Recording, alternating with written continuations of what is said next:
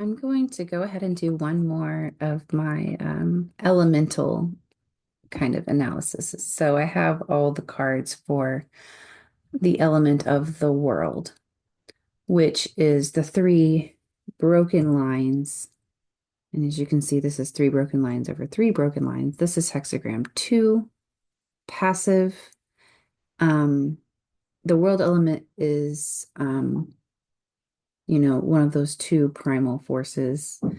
It's opposed to heaven or juxtaposed. It's a gentle, nurturing um sort of force, a flowing force. It's not a leading, it's not directed by a goal. Um, it's the Tao. In my mind, I think of this as um that flow we're entering into. And so the passive force when it's interacting with all the other elements is what we're going to look at today. And I'm going to try the turning my camera down to look at my spread like I did with my first one of these. So hopefully that's visible enough. The first element I would like to look at is heaven, and I've got a pair analysis video up for this one if you want to look at it more closely. But this is kind of the 11 and 12. So 11 is harmony and 12 is stuckness. And the dynamic we're seeing here is when passive is paired with creative, we got the divine feminine and divine masculine. They're either in harmony or joining with each other. They've found that sort of Tao flow, or they are obstructed. And so this is all about entering into that. Like this is the first pair where this one is combining with another element. And this is the message we're getting, right? Is this idea about being in the Tao or in the flow of the universe in harmony or not. And I think that's a fundamental message to kind of carry as you look at how this interacts with other elements as well. Um, the next element that I think is useful to look at is, let me see here. I'm sort of the moon. So hexagram 7 and hexagram 8, the army and union, the gathering your reserves and then harnessing them towards something.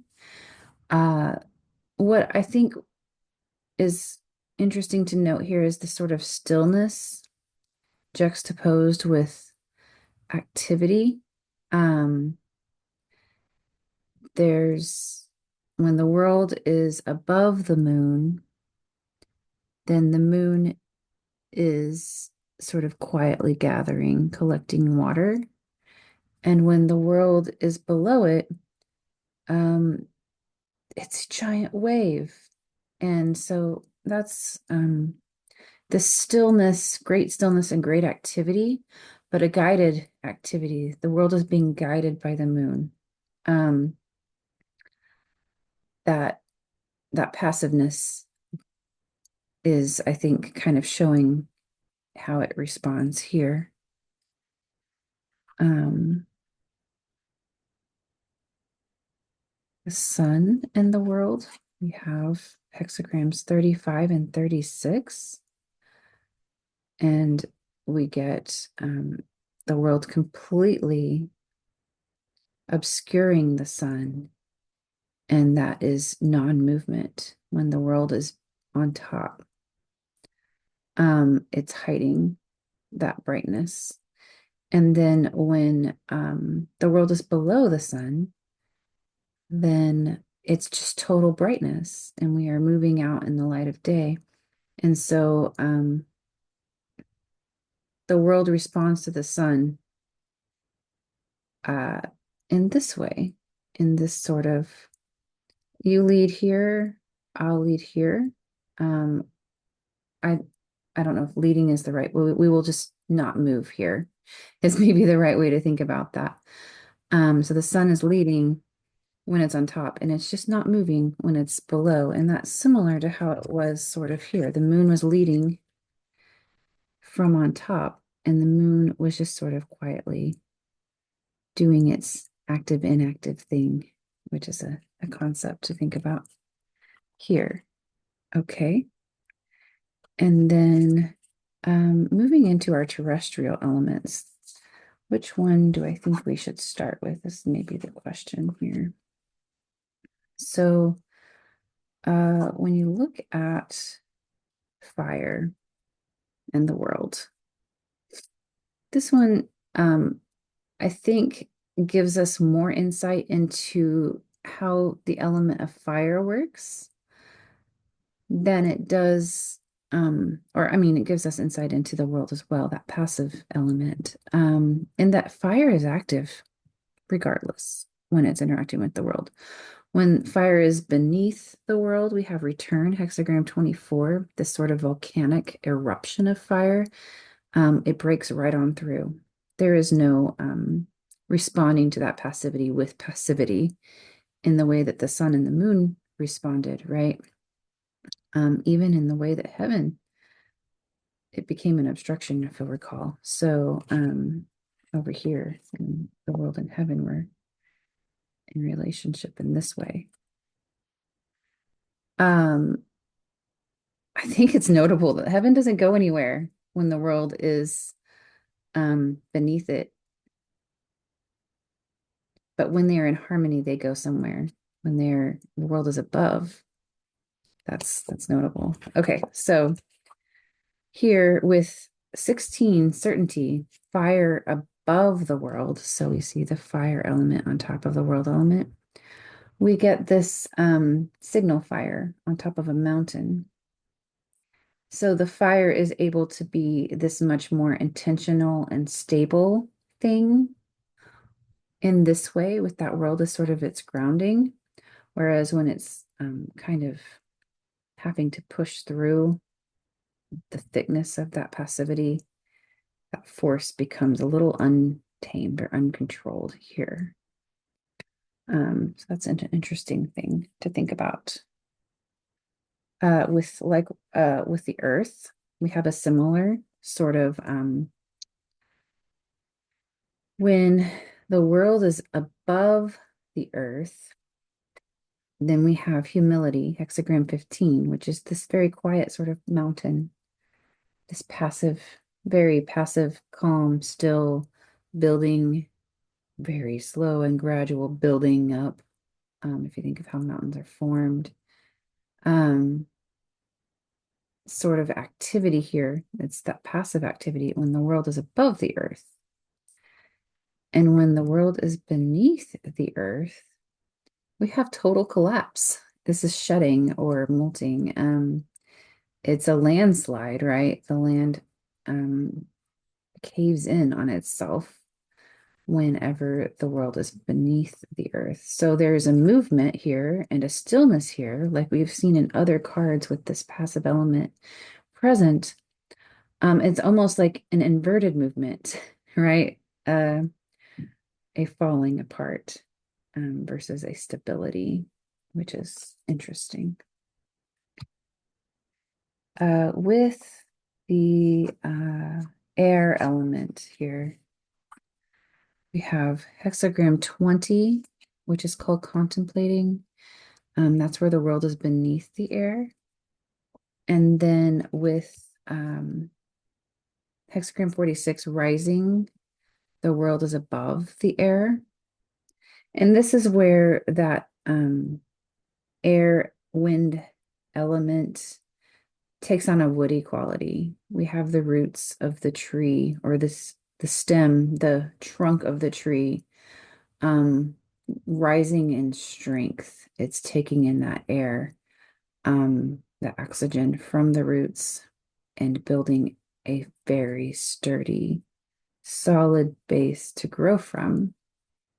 And so when the world is on top of air, it's a sort of life-giving, and it's actually solidified that air into the form of a tree, which happens, and we see air taking on wood, a boat, a bucket, a tree, and other hexagrams. And so when air is with the world here, beneath the world, it's the trunk of the tree. And when air is above the world here, it is the bird, the air blowing across the landscape. It's completely dispersed. So we have the difference here in a dispersed quality that's moving. It's a wind, it's moving everything it touches. Um, and then this very concentrated quality when the world is above air, where it's being harnessed right into the growth of that tree. A very concentrated quality rather than dispersed quality, depending on if it's above or below the earth. And I would say in this case, the world has the quality of um its passiveness becomes a container here. The passivity becomes a container.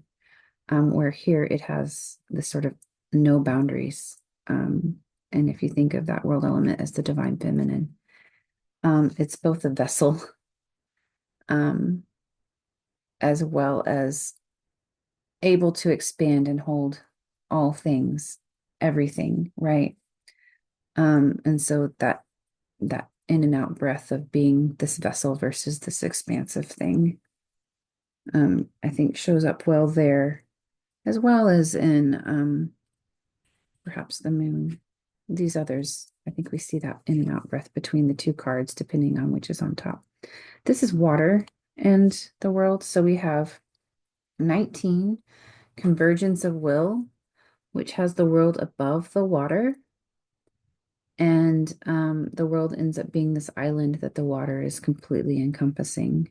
Um, so when it's on top, it's encompassed by the water. Um, and then with 45, we have gathering, and that's the water above the world.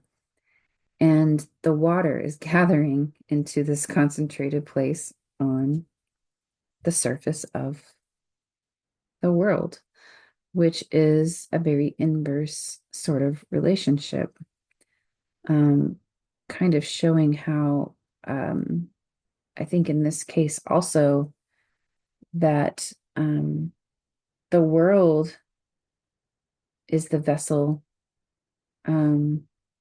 for the water, or it's completely passive and there's that expansive quality of the water and this concentration of the world um, that that shows up.